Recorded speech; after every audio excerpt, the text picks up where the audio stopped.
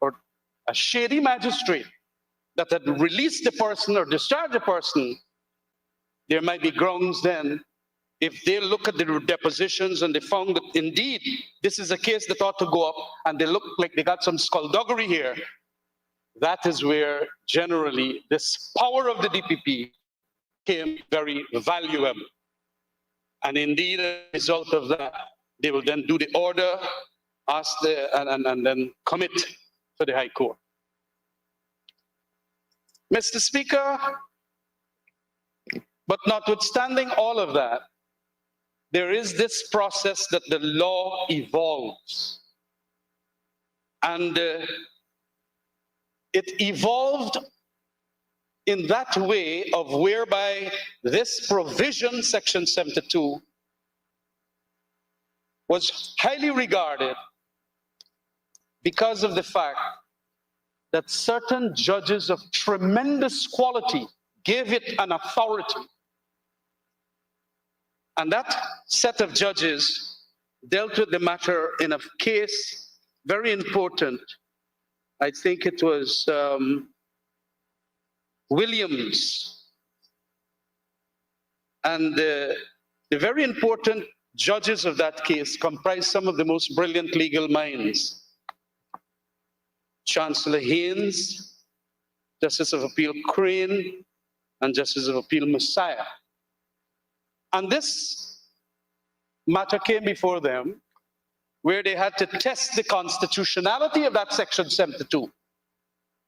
And for good reason at that point in time, and probably because of the advocacy of the lawyers then, they managed, because it was an extremely nice point, really good jurisprudential point, they decided that they are going to regard it as constitutional still.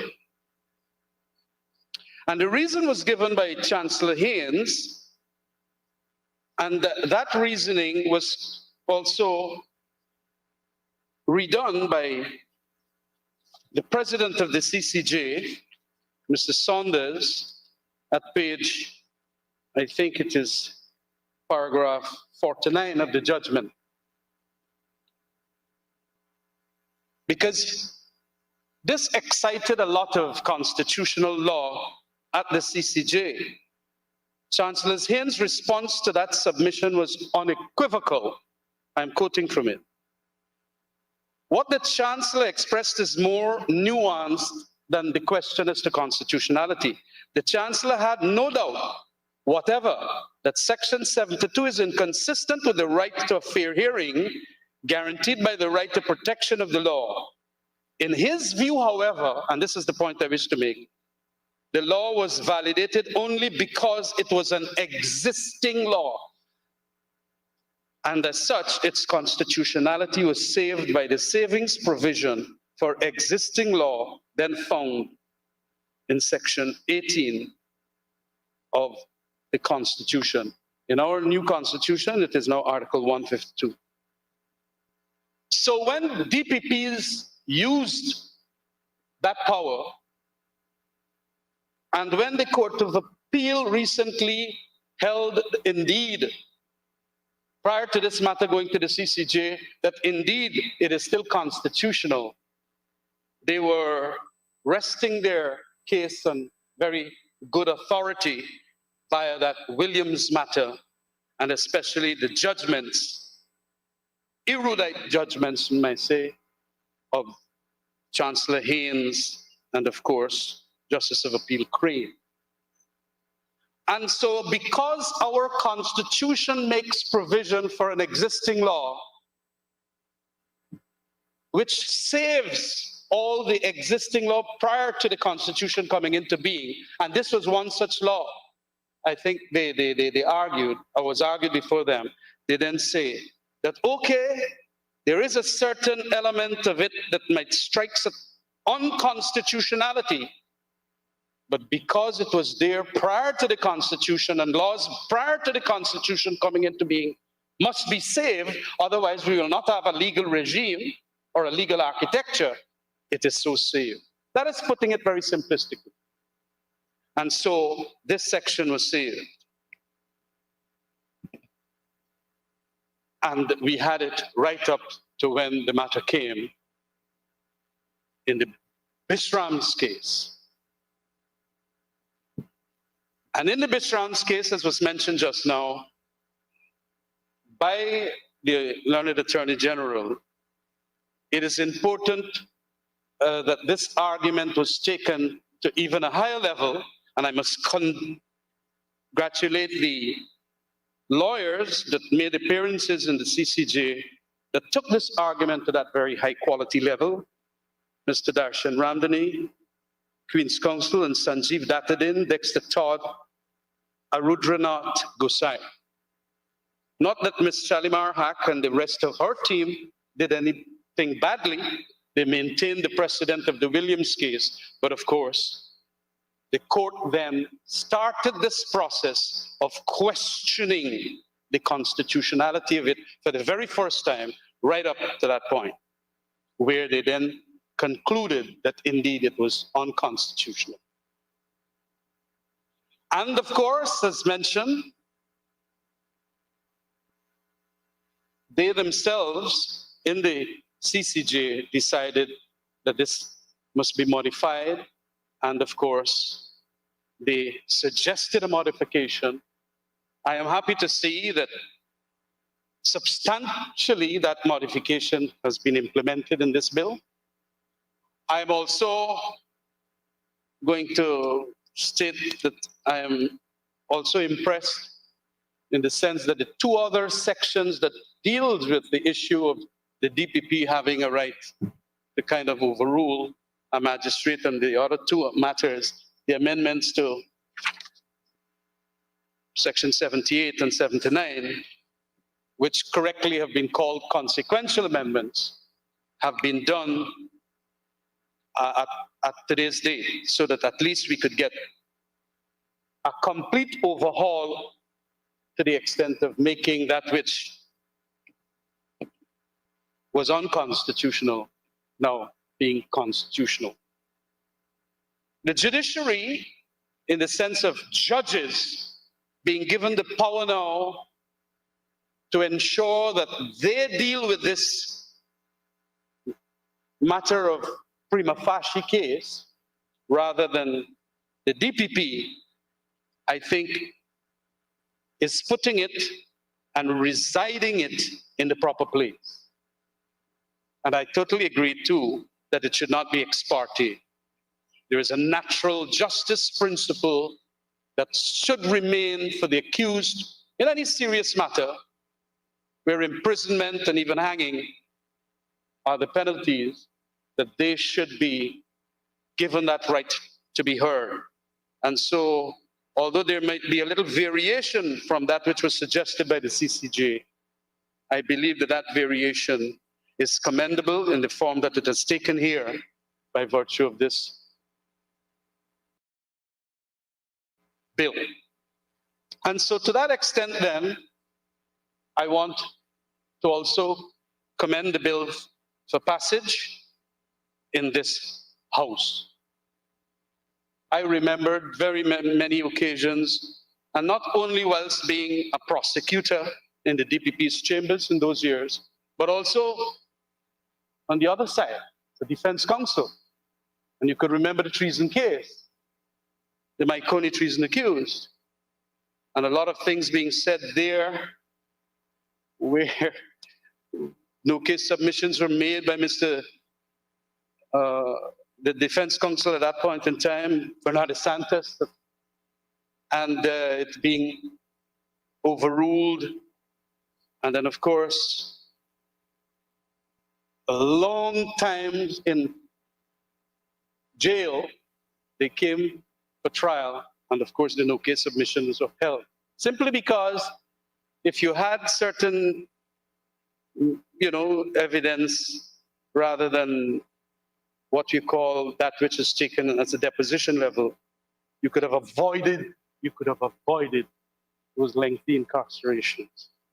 And so there is an element of justice that I see forthcoming from the CCJ's rationalization and expounding I see also the need to start thinking about those unconstitutional existing laws that might soon be challenged and impugned in our courts, not only this Section 77.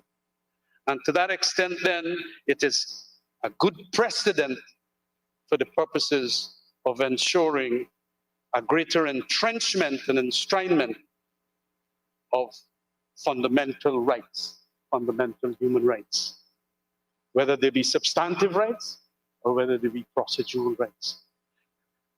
And in the context then of the bill coming here, in accordance with that which the CCJ ruled, and also the consequential or the amendments in accordance with what the CCJ ruled, I could only concur with the AG at this point and support this bill completely. Thank you very much. Thank you very much, Honorable Member. I think the case you were referring to was Dave Karan, Wordsworth, and Pratap Singh, if I'm correct. Honorable Member, Minister of Tourism, Industry and Commerce, Monish Waldron, you have the floor. Thank you, Mr. Speaker. Mr. Speaker, I am pleased and indeed privileged to add my voice in support of this bill, the Criminal Law Procedure Amendment Bill number 21 of 2022. As ably explained by my colleague, the Attorney General, and the Honorable Member, Senior Lawyer, Mr. Ramjatan, Section 72 of the Criminal Law Procedure Act was found by the CCJ to have been repugnant to the Constitution of Guyana. This bill is intended to remedy that mischief. Mr. Speaker, despite the fact that we have before us here is a brief and simple bill, the case which was brought here, which has brought us here, and the jurisprudence underlying it are monumental and far-reaching.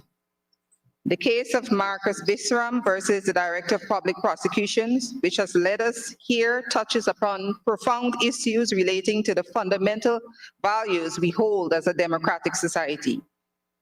Mr. Speaker, the Visram case revolved around Section 72 of the Criminal Law Procedure Act, which was enacted here in Guyana in the year 1893, that is to say almost 130 years ago. Under certain circumstances and subject to the Director of Public Prosecutions having followed stipulated procedures, Section 72 conferred on that office holder the right to direct a magistrate to commit an accused to stand trial in the High Court for an indictable offense at the conclusion of a preliminary inquiry. This remarkable power was exercisable by the DPP even after the magistrate, having duly heard the evidence, would have made a determination that that evidence in its totality was insufficient to justify committing the accused. I myself, having sat on the bench as a magistrate for almost a decade, have had similar experiences, Mr. Speaker. Mr. Speaker, the DPP was entitled to exercise this power only after having obtained and reviewed the depositions in the case, and where such review led the DPP to form the opinion that the prima facie case had been made out and that accused should stand trial. Mr. Speaker, in contemporary society, this is indeed an extraordinary provision in many respects. The power conferred on the DPP raised a number of issues which were examined by the courts. Despite the comprehensive treatment of the matter by the Attorney General, I shall traverse some of these issues in no particular order, because they are fundamental to our claim to a place among civilized states based on a democratic order. The first issue of note, Mr. Speaker, is the independence of the judiciary. Independence of the judiciary, Mr. Speaker, is one of the fundamental features of any society that claims to respect the rule of law. The court found, unsurprisingly, that the power of the DPP to instruct a judicial officer, that is to say the magistrate, as to what outcome to reach in a case infringed on this independence of the judiciary. In coming to this conclusion, Mr. Speaker, the court expressly disagreed with the contention that the magistrates' courts were not included in the section of the judiciary whose independence was protected under Article 122A of the Constitution. The court also considered the issue of separations of power and made a subtle but significant distinction between the issue of independence of the judiciary and that of separation of powers. Mr. Speaker, when we speak of independence of the judiciary, we many times think instinctively that this is an issue to do with separation of powers. This is because the question of independence from whom, and we usually tend to frame our thinking in terms of independence from the executive. But threats to the independence of the judiciary may come from many quarters, including, for example, non-state actors such as defendants in criminal cases. It is not unknown, Mr. Speaker, for criminal defendants to attempt to intimidate judicial officers, where threats are made to the physical safety of judicial officers. These can compromise independence. That is why we afford state-funded security to judges. On the issue of separations of power then, the court treated at some length in its judgment the issue of independence of the DPP from